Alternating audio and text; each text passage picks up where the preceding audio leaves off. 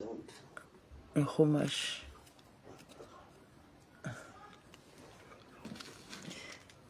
Alors, mardi, 21 Sivan Shelah, suite chapitre 14. Si l'Éternel nous veut du bien, il saura nous faire entrer dans ce pays et nous le livrer, ce pays qui ruisselle du lait et du miel. Mais ne vous mutinez point contre l'Éternel, ne craignez point, vous le peuple de ce pays, car ils seront notre pâture, leur ombre les a abandonnés, et l'Éternel est avec nous, ne le craignez point. Ne vous révoltez pas, et vous ne craignez pas, car ils sont notre pain, nous les mangerons comme du pain. Leur ombre s'est retirée, leur bouclier et leur vigueur.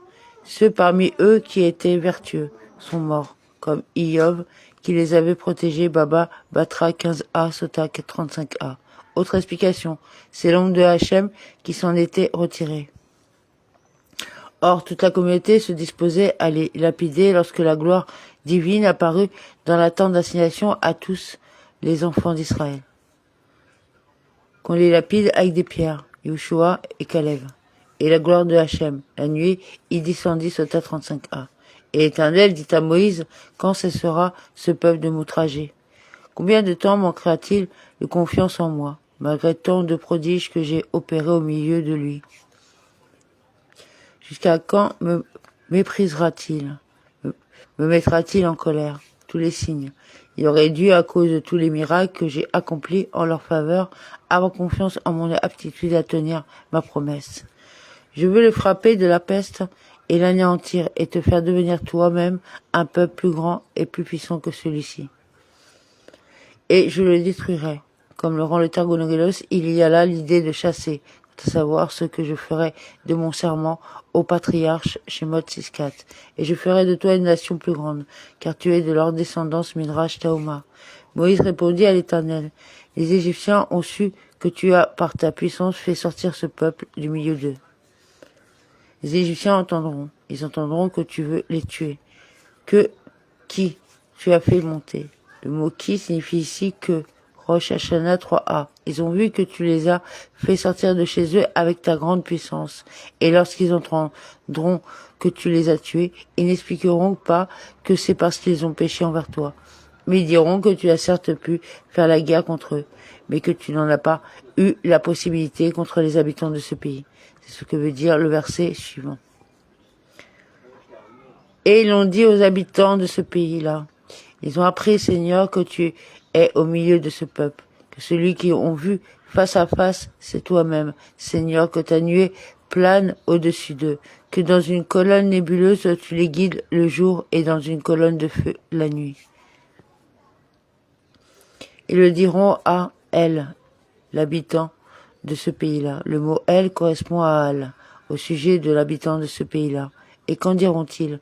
Ce qui est écrit à la suite. Faute de pouvoir pour Hachem, verset 16.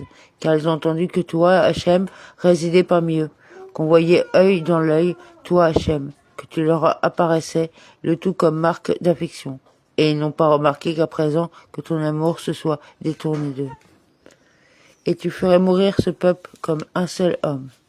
Mais ces nations qui ont entendu parler de toi diront alors, et tu ferais mourir ce peuple-ci comme un seul homme, subitement. Et c'est pourquoi diront les nations qui ont entendu ce qu'on entend de toi. Parce que l'Éternel n'a pu faire entrer ce peuple dans le pays qu'il leur avait solennellement promis. Il les a égorgés dans le désert. Faute de pouvoir, parce que les habitants de ce pays sont forts et puissants, et que Pharaon ne peut se mesurer aux 30 et un roi, Parakot 32a. Voilà ce qui diront les habitants de ce pays-là. Faute de pouvoir, c'est parce qu'il ne pouvait les amener qu'il les a massacrés, Midrash Taoma. Pouvoir, Kékolette. Le mot Kékolette est un substantif. Maintenant donc, de grâce, que la puissance d'Adonai se déploie comme tu l'as déclaré en disant. Que la puissance de Hachem s'agrandisse donc pour exécuter ce que tu as dit, comme tu as déclaré en disant, et qu'as-tu déclaré? L'Éternel est plein de longénimité et de bienveillance. Il supporte le crime et la rébellion sans toutefois les absoudre, faisant justice du crime des pères sur les enfants jusqu'à la 3e et la 4e génération. Hachem est long à la colère, pour les justes comme pour les impies. Lorsque Moshe est monté là-haut Il a trouvé le Saint béni soit-il en train d'écrire. Hachem est long à la colère. Pour les Juifs demanda-t-il. Pour les impies également, répondit le Saint béni soit-il. Moshe répliqua. Périssent les impies. Le Saint béni soit-il le reprit. Par ta vie. Tu auras besoin un jour d'invoquer cette phrase.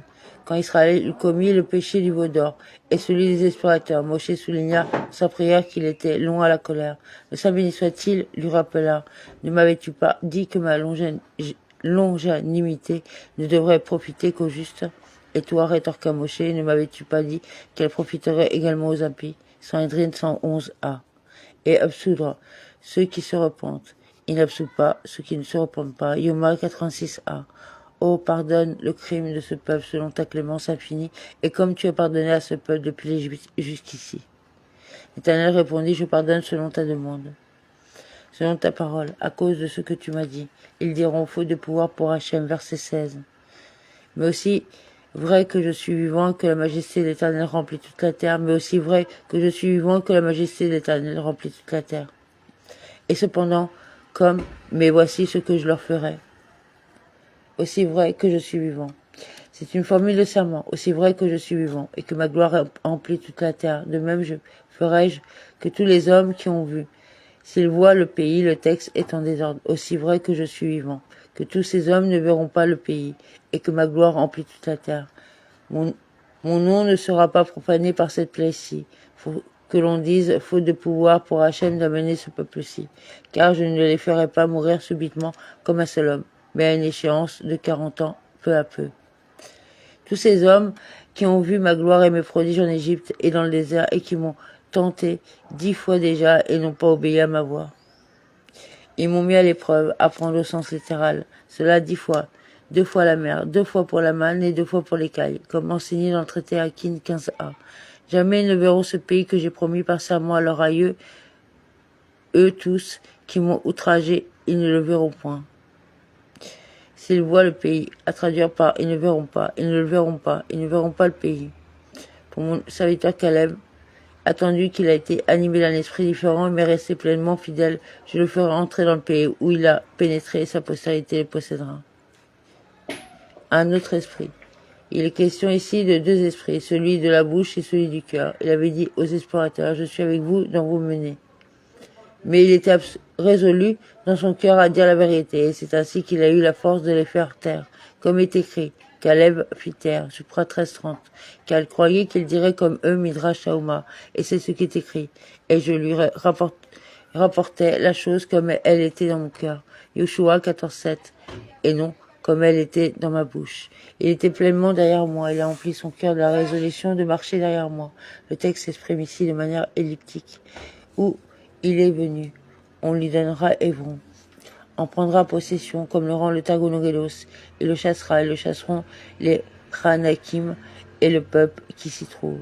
On ne traduit Yorishena par ils en prendront possession, que s'ils portent 2 Yud, O Ishena. Or, la Malécite et le Cananéen occupent la vallée de Main, changé de direction et parti pour le désert du côté de la mer des Jonques. Et le Amaléki, si vous y allez, ils vous tueront, puisque je ne suis pas avec vous. Demain, tournez, revenez sur vos pas et partez pour vous. Amen.